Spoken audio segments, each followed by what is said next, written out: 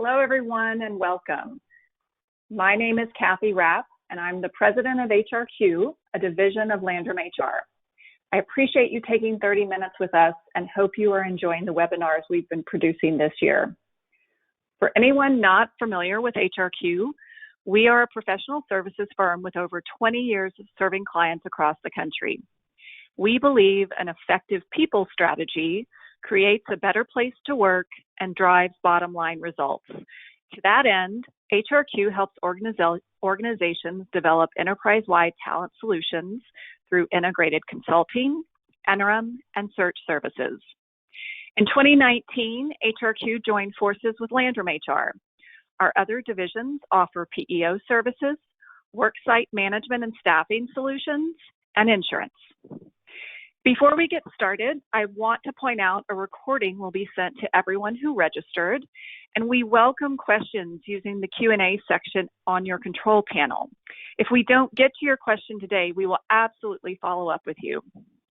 Lastly, there will be a link in the chat pane to take you to our virtual learning offerings, which are just 90-minute learning bursts, inclusive of unconscious bias training, as well as a handout about pay equity analysis. You can find out more about all of our search, interim, and consulting services, including HR on call, workforce planning and analytics, OD, talent strategy, and HR transformation by visiting hrqinc.com. Today, our topic is building a better business via diversity and inclusion. Note, this is just the beginning of our discussion on this important topic. And on August 27th, we will be hosting another webinar to dive deeper and look at pay equity, which should absolutely be part of a comprehensive strategy on DE&I efforts. Now a quick bit about our presenters. Pam Jackson has over 20 years of experience in human capital consulting and corporate HR within several global Fortune 500 companies. Her specialties include leading organizations through transformation and organizational change management. Additionally, she has hands-on experience in enterprise-wide systems implementations, training and development, and building and executing communication strategies. Then we have Shannon Ragland, who is a data science and human capital analytics consultant with over 15 years of experience in various industries. Her expertise focuses on developing predictive models that inform organizational needs. She has helped clients achieve a variety of business objectives, ranging from creating a new revenue stream to teaching clients how to use data analytics to drive talent initiatives. Both of these women are lifelong learners and researchers, and it's some of their recent research regarding diversity and inclusion we'll be sharing today. With that, I'll turn it over to Pam.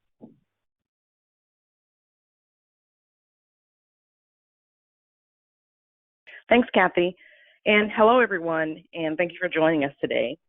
We're going to talk about building a better business through diversity and inclusion.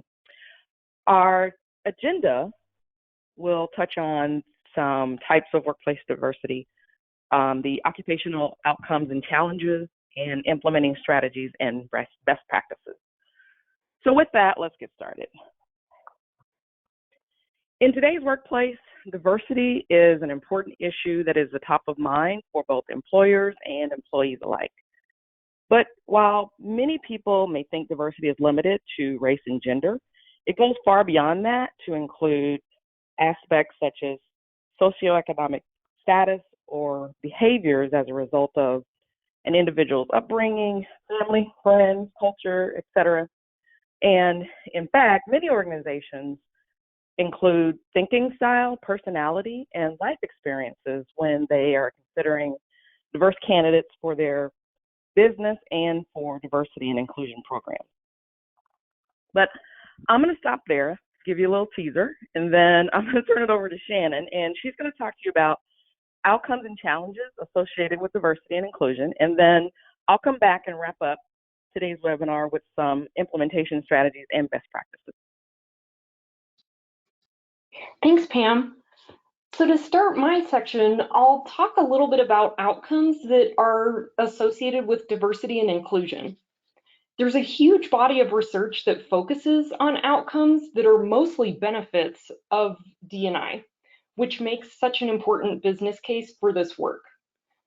First, we'll touch on organizational performance.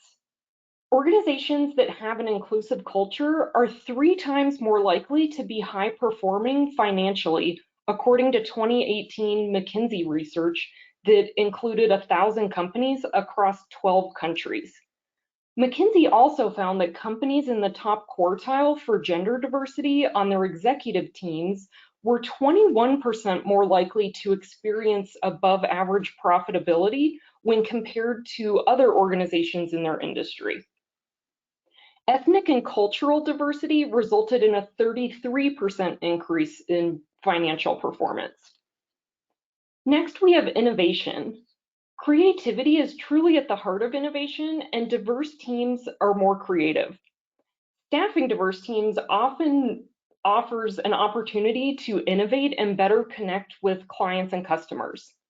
For example, Harvard Business Review summarized a really interesting study that found that diverse and inclusive organizations are 70% more likely to report capturing a new market, in large part because people working to develop those products can better relate to target customers and users. One thing that's interesting to consider, women make most economic decisions for their families. According to Forbes, they drive roughly 80% of all consumer purchasing through a combination of both buying power and influence. Yet most products are still designed by men for men to buy. When gender diversity is high on teams, they're more successful in launching products and services as well as understanding the customer journey. Also, diverse teams are better with problem solving and decision making. The connection between those is very well documented. Researchers have found that diverse teams are better equipped to solve complex tasks and formulate unique solutions to problems. And for this reason, we see business and government task forces that draw on different discipline or industry knowledge, different experience and perspectives to tackle major challenges. And also, there's interesting findings that scientific advancement has been much more pronounced with diverse global teams with interdisciplinary perspectives working on those problems. But interestingly, diverse teams sometimes report less confidence in their collective response to a problem. It's a lot easier for us and faster to be on a homogeneous team because decision making is less effort and everyone tends to agree. This is called groupthink, and it often results in overconfidence. Another outcome associated with diversity and inclusion is positive perceptions of an organization. Specifically, we see this with employer brand. About 2/3 of job seekers say that diversity is an important factor when they're considering a job offer. And job seeker searches for the term diversity rose 222% year over year, according to recent data from ZipRecruiter. Diverse companies are perceived as more ethical. Company ethics and corporate social responsibility are especially important to younger employees. According to recent Census Bureau data, millennials make up the largest percent of the American workforce as of 2017, and they're truly changing our work culture. Ethics will continue to increase in importance as this next generation enters our workforce. We also see that employee satisfaction and engagement are higher in diverse companies. 83% of employees in one company reported feeling highly engaged in their work compared to 34% in the general population. So that's pretty compelling, a huge difference with 83% feeling engaged being in an inclusive environment. And that's not really surprising given the sense of belonging that D&I cultivate. Last, I'll touch on national and global economic growth. If you tuned into my webinar last month on workplace flexibility, you heard me mention that the top factor leading to economic growth in the US over the past generation has been marginalized groups' participation in the paid labor force. GDP is higher when we have a diverse workforce with more people enabled to participate. And this is very well documented around the globe. For example, the World Economic Forum, the Council on Foreign Relations, and the Organization for Economic Cooperation and Development all talk about this being observed. Next, I'll talk a bit about diversity and inclusion challenges that organizations might face. A first one is resistance to change. Some people, especially those in dominant groups, might be resistant to change despite everyone benefiting from inclusiveness. And that resistance and lack of acceptance is often evident to employees from underrepresented groups and might result in them feeling unwelcome at work and resulting in turnover. This next point, although it's a challenge, is actually a really good thing. Organizations often will report higher levels of task conflict when diversity is higher on teams. Task conflict is the productive kind that focuses on work being done compared to relational conflict, which focuses on people or character. Task conflict often yields positive outcomes because it challenges ideas and evaluates different alternatives from a variety of angles and perspectives. It can be uncomfortable for people who tend to avoid conflict and dissent, but this is the top way that we can prevent groupthink, which I talked about on the last slide. Also, it can be a challenge to change how work is organized, divided, and valued. The best outcomes are observed when we include diverse people in the formation of our organizational systems and our process design. Hiring employees from marginalized groups, then asking them to adapt, is not very inclusive. So ideally, multiple perspectives will help to shape organizational dynamics. When it comes to how work is valued, I have an example for you from my background when I was a professor. So across the entire country, at every institution, you are up for promotion at the same time, and it's based on the same three areas.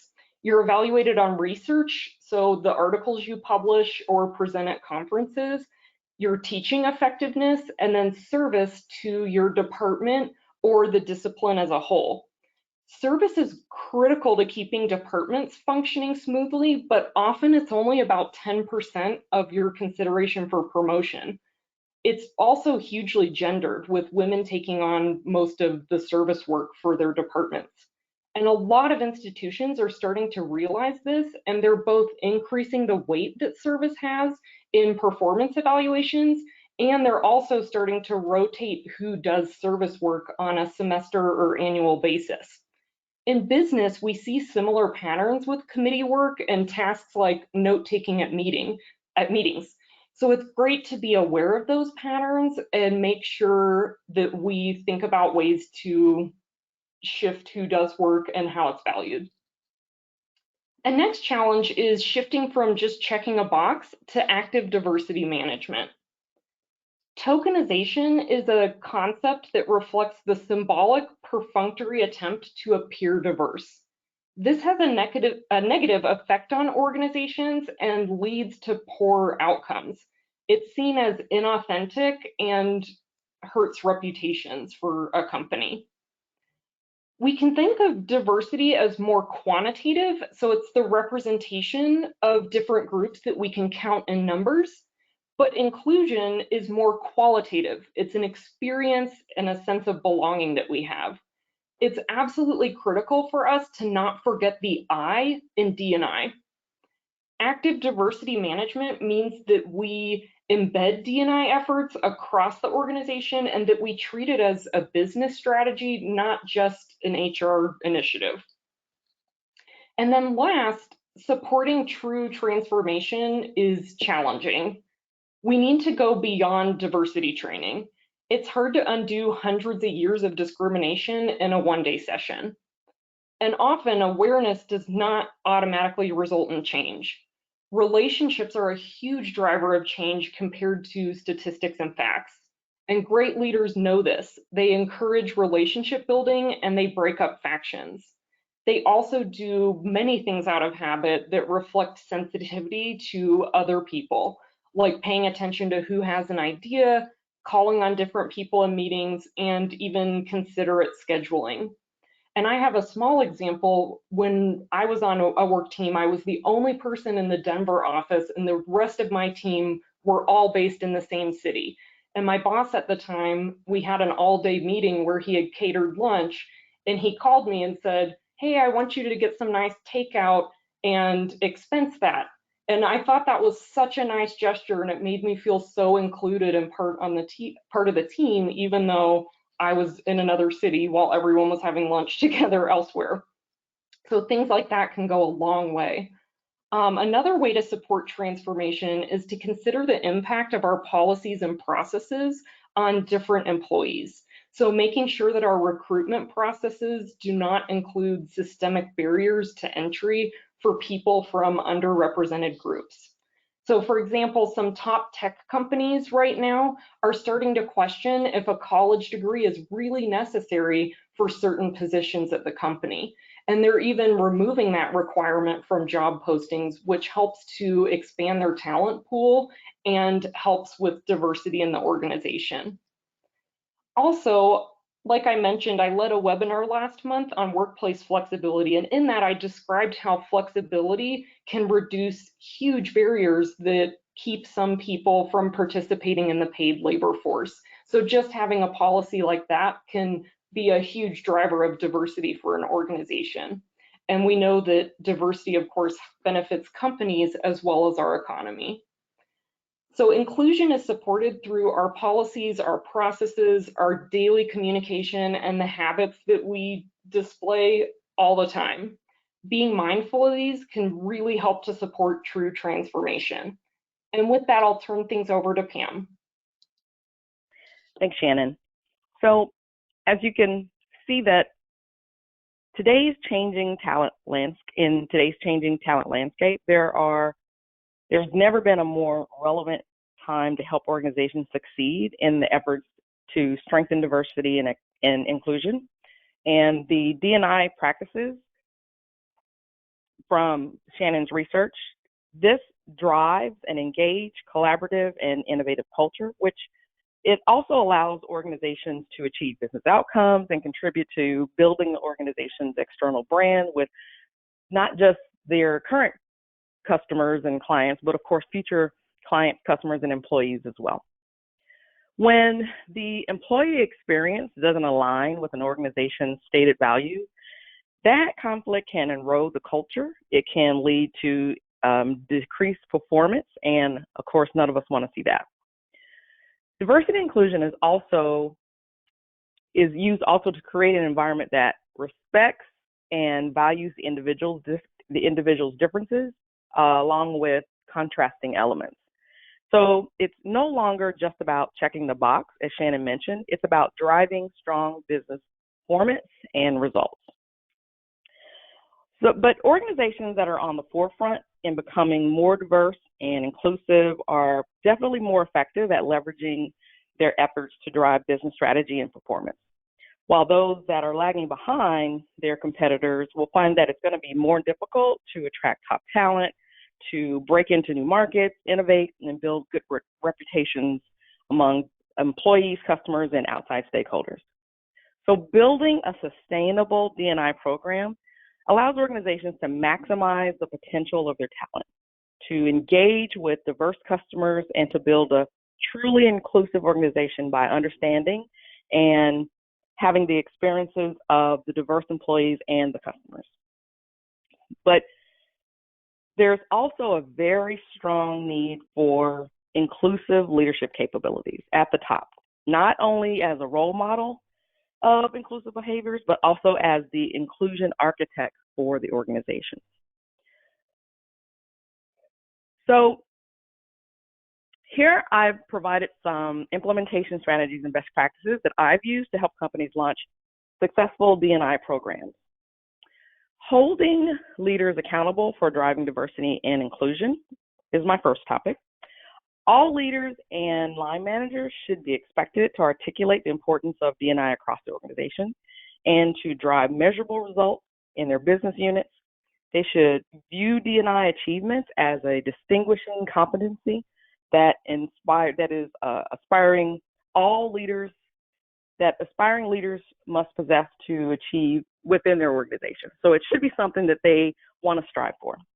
For example, understanding how to measure and track success. There's not one right way to measure diversity efforts. The areas you decide to focus on, depending on your company's culture and the specific problems that you're trying to solve within your workforce. But a good place to start is with the D&I assessment of your office. Measure how many of your employees identify with certain characteristics, then see how those statistics compare to the national average and identify the problem spots. Be more effective at connecting diversity and inclusion to the business performance. Link D&I to the organization's mission, business strategy, and performance goals. View it as central to the company's culture and a significant driver of financial value. Measuring diversity and inclusion from a business perspective can also help you get buy-in from leaders who might not otherwise do it on their own. And then incorporating D&I into business goals can give employees more of a reason to take it more seriously. And then each individual employee needs to understand what their role is, and they must play that role in reaching the D&I goal. If this doesn't happen, the progress then is likely to stall. Use pay equity analysis as a catalyst for managing issues. Managing pay equity effectively builds trust in leadership, increases engagement, and reduces turnover. But imbalances in compensation, on the other hand, can lead to employee dissatisfaction and a higher risk of litigation. If there's unions involved, it can cause issues there, and of course, stakeholder disapproval. Part of the issue of managing pay equity is that it's often misunderstood. In addition, the solution takes a long time, and then there's lots of investment. There also needs to be a willingness to acknowledge and correct past practices that may be perceived as unfair. HRQ conducted a pay equity analysis to help a client analyze current pay equity dynamics, and we used this to align related compensation actions to as they were implementing a new pay structure. But keep in mind that no organization can do just one thing and expect that the work is all done. Pay equity is an ongoing commitment and requires a high degree of integrity as you're moving forward. Embed D&I throughout the organization. Create a truly diverse and inclusive organization. To do this, everyone must be involved. While it's the responsibility of top leaders and managers to set the tone and provide examples, all employees must understand the business case for diversity and inclusion, and then embrace that inclusion in everything that they do. And then finally, review and adjust. Diversity and inclusion initiatives are not static and are an ongoing review, or should be an ongoing review, of the workplace and a response to changing needs as necessary periodically. After a diversity initiative has been implemented, for a period of time, resurvey those employees regarding their perceptions of the company's efforts and see the progress made, and then determine what those next steps should be. I want to share a popular diversity inclusion success story. Apple Computer provides a constructive example of how a committed leader can build a more diverse and inclusive organization while at the same time fostering a culture of innovation and improving financial performance.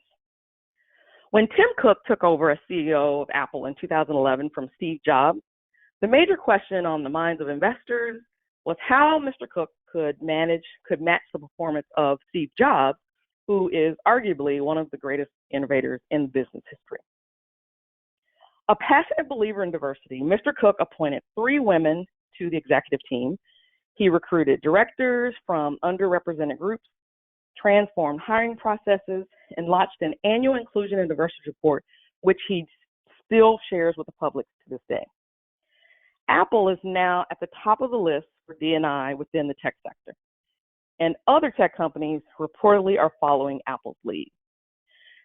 So I wanted to share this because Apple has proven that throughout that a thoughtful, genuine, sustained commitment to D&I, as well as a full integration of D&I into talent and business practices, ultimately will deliver results.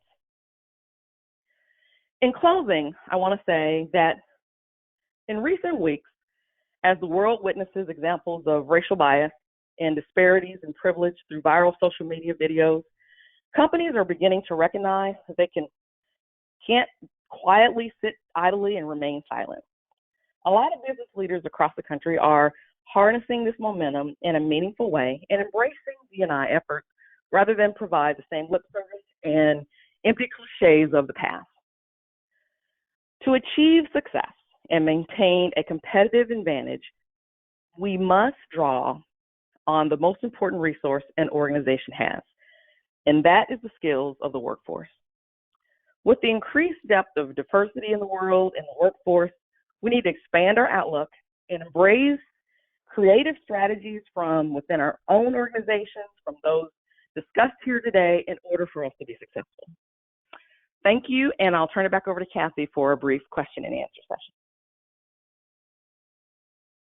Great. Thank you, Pam and Shannon.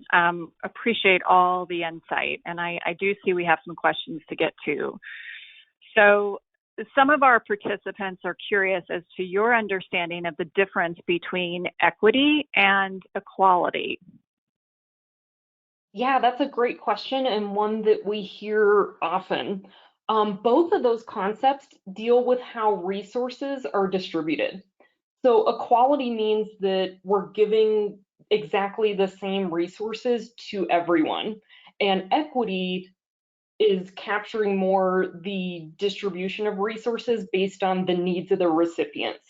I saw a great example recently about laptops being distributed in a school district. So in one school, there might be higher relative income and kids have their own laptops. So if they were given, like if every school was given 150 laptops, they might collect dust there, whereas there's not enough for another school. So equity would be distributing the laptops in a way where more go to the schools that are in need. So yeah, that's one way to look at the difference between those two. And certainly relevant given the situation we find ourselves in with school these days. So another question that's here is, what have you seen in terms of who should own D&I efforts? I'll take that one, Kathy. So I would say that while one person might be responsible for overseeing the entire program, that it needs to be distributed, the responsibility, so everyone has a part of D&I on the team. So while one-off training, I think that it generally falls on to HR to take the lion's share, but what we're starting to see is that more and more organizations are having their own diversity and inclusion departments, so that it's a full-time job for individuals to fully, put the whole impact of the company behind that department to show the commitment and the willingness to succeed in this area. Yeah, we've definitely seen chief D&I officers begin to sprout, and I do certainly hope that they have the resources and the strength of a department behind them to help them succeed. All right, another question. What are your suggestions for fostering an inclusive environment when a good percentage of our company is working remote now? I can take this one. Yeah, that's a great question. I know a lot of us are working from home these days, so there's a couple different ways that leaders and even just employees can help to cultivate inclusion on their teams. One is to make time to connect personally, I would say. So taking time for team building and networking, even remotely, helps to strengthen teams. And like I mentioned earlier, relationship building is so key for inclusiveness. Also, I think when leaders show empathy during times like this, that goes a long way. So just checking in with your team regularly to ask how they're feeling, how they're processing everything going on currently, if they feel like they have the resources they need to do their job well. That's important. And then also, I think encouraging wider participation. So making sure you ask for different opinions, and maybe if there's certain team meetings, you can even shift who takes charge of leading them, for example, just to get more people on the team involved. So those are just a couple of thoughts on that one.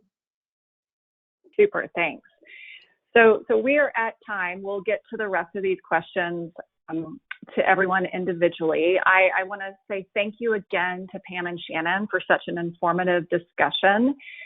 Please visit our websites, hrqinc.com and landrumhr.com, to find out more about our upcoming webinars. And lastly, on a personal note, I want to say how proud I am to work for a company whose foundational values support working to better the world and the world of work. By the nature of what we do and how we do it, we've been promoting inclusion, equity, and diversity for over 50 years. So on behalf of Landrum HR, HRQ, Pam, Shannon, and myself, thank you so much for joining us today.